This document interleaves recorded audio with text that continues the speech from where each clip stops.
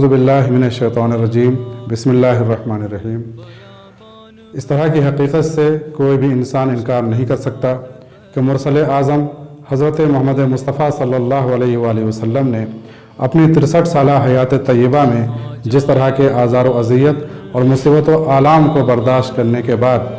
پوری انسانیت کو ذلت و رسوائی اور پستی سے نجات دی،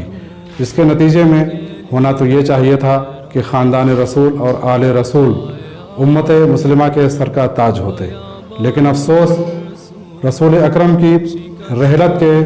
چند روز بعد، حتیٰ کہ آپ کا ابھی کفن میلہ بھی نہیں ہونے پایا تھا، کہ امت مسلمہ نے آپ کی اکلوتی بیٹی صدیقہ طاہرہ حضرت فاطمہ زہرا سلام اللہ علیہا کہ جن کے لیے نبی اکرم نے کبھی فرمایا کہ فاطمہ میرا پارے تن ہے، فاطمہ تو بضعۃ منی،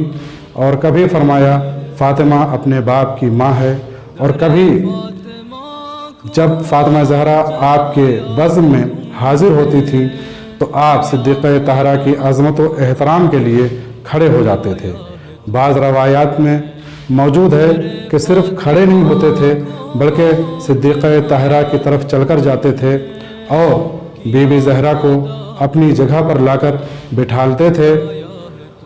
اس کے بعد لوگوں کے درمیان آپ کے فضائل و کمالات بیان کرتے تھے۔ آج قبر فاطمہ زہرا کی گمشدگی آپ کے عقیدت مندوں کے لیے ایک ناقابل تحمل درد کا احساس ہے۔ کاش جنت البقیع کی قبور پر ایک عالی شان روضہ تعمیر ہوتا، رسول اور آل رسول سے محبت کرنے والے عقیدت مند پروانے وار اس کے گرد چکر لگاتے اور اپنی عقیدتوں کے پھول نچھاور کرتے اور اپنے دامن مراد کو پھیلاتے، لیکن افسوس فاسق و فاجر، ظالم و جابر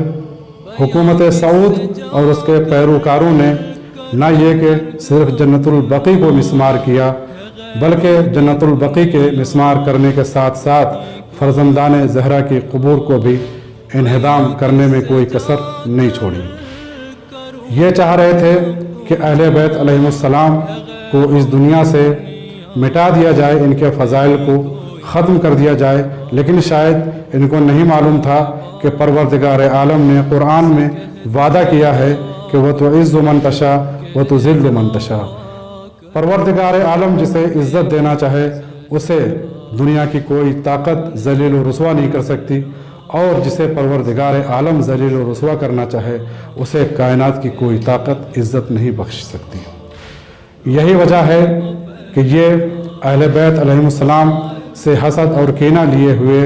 حتیٰ کہ اہل بیت علیہم السلام صرف دنیا ہی میں مظلوم نہیں تھے بلکہ ان پر زندگی میں بھی مظالم ڈھائے گئے، اور مرنے کے بعد اس دنیا سے رخصت ہو جانے کے بعد ان کی قبور پر بھی مظالم ڈھائے گئے۔ شاید آپ کے ذہن میں ایک سوال ہو کہ اگر یہ اہل بیت علیہ السلام کے دشمن تھے تو پھر انہوں نے رسول کے روضے کو کیوں چھوڑ دیا؟ اس کا جواب جو ہماری ذہن میں ہے وہ یہ ہے کہ اگر یہ رسول اکرم کے گنبد خضرا کو منہدم کر دیتے تو یقیناً ان کی کمائی کا جو ذریعہ تھا، جو مسلسل لوگ رسول اکرم کی زیارت کے لیے یا خانہ کعبہ حج بیت اللہ کے لیے جو جاتے تھے، وہ کمائی کا ذریعہ ختم ہو جاتا۔ لہٰذا پروردگار عالم سے ہم دعا کرتے ہیں کہ اے بار الہ، جنت البقیع جو آل سعود کی سفاک حرکتوں کی بنا پر منہدم کی گئی ہیں ان پر دوبارہ سے تعمیر ہو، اور اس کے ساتھ ہی ساتھ ہم یہ بھی دعا کرتے ہیں کہ پروردگار عالم ظالم و جابر اور فاسق و فاجر حکومت اور ان کی پیروکاروں کو اس دنیا سے نست و نابود فرما۔ آج جنت البقیع کی بے کسی اور اس کی ویرانی کی ایک داستان علم موجود ہے اس کائنات میں، اور صدیقہ طاہرہ کی قبر مطہر کا گمشدہ ہونا، اس کا بھی آج کائنات مرثیہ پڑھ رہی ہے۔ سیعلم الذین ظلموا ای منقلب ینقلب۔